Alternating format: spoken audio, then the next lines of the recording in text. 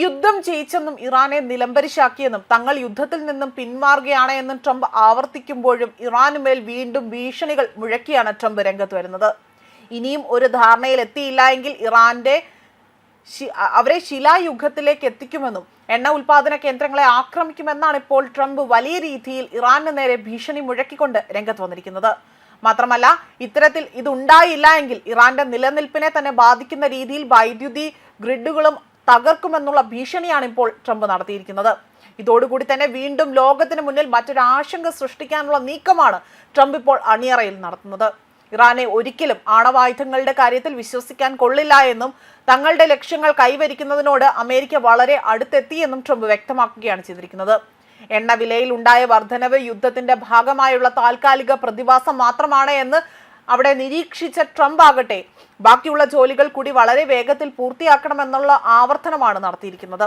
അതേസമയം ഇറാനിൽ നിന്നും പിന്മാറുന്നുവെന്ന സൂചനകൾക്കിടയിലാണ് ഇത്തരത്തിൽ ട്രംപ് വീണ്ടും ഭീഷണി മുഴക്കി രംഗത്ത് വരുന്നത്.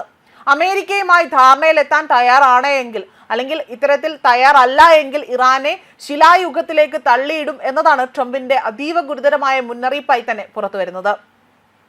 ഇത് അതീവ ഗുരുതരമായ മുന്നറിയിപ്പാണ് എന്നാണ് ട്രംപ് ഇതിലൂടെ തന്നെ നൽകിയിരിക്കുന്നത്.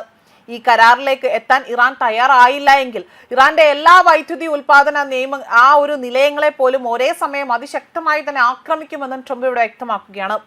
അടുത്ത 2-3 ആഴ്ചയ്ക്കുള്ളിൽ തന്നെ ഇറാനെ ശിലായുഗത്തിലേക്ക് തള്ളിയിടുന്ന രീതിയിലേക്കുള്ള സൈനിക നടപടി ഇവിടെ ഉണ്ടാകുമെന്ന ഭീഷണിയാണ് ട്രംപ് മുഴക്കിയിരിക്കുന്നത്.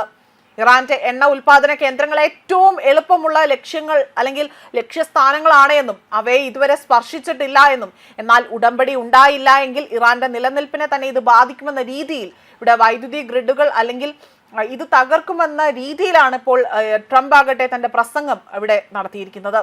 അതേസമയം 10 ദിവസത്തിനുള്ളിൽ ഇറാന്റെ എല്ലാ നാവികസേനാ ശേഷിയും തകർത്തതായും അമേരിക്കൻ സൈന്യത്തെ തടയാൻ ആർക്കും കഴിയില്ല എന്ന് പോലും ട്രംപ് ഇവിടെ അവകാശപ്പെടുകയാണ്. ഇറാന്റെ സൈനിക ശേഷി ഭൂരിഭാഗം തകർക്കപ്പെട്ടുവെന്നും നാവികസേനയെ ഇല്ലാതാക്കി എന്നതാണ് ട്രംപിന്റെ വാദം. അതേപോലെ തന്നെ വ്യോമസേന തകർന്നടിഞ്ഞിട്ടുണ്ട് എന്നും നേതൃത്വത്തിന്റെ വലിയൊരു ഭാഗത്തെ ഇല്ലാതാക്കിയെന്നും ട്രംപ് അവകാശപ്പെടുകയാണ്.